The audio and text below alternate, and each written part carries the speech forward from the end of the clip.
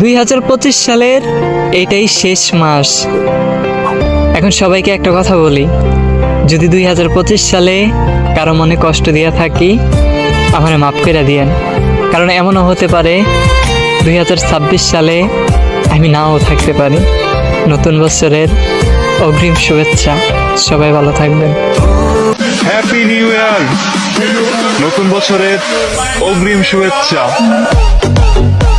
2025 সালের এটাই শেষ মাস।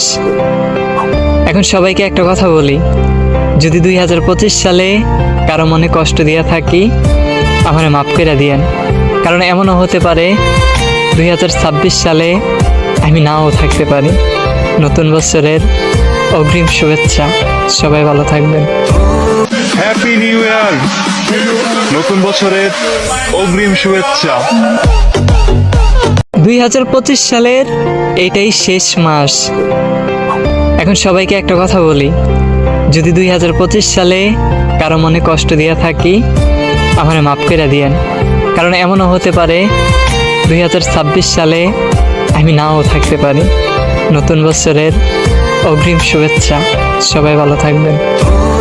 হ্যাপি নিউ ইয়ার, নতুন বছরের অগ্রিম শুভেচ্ছা।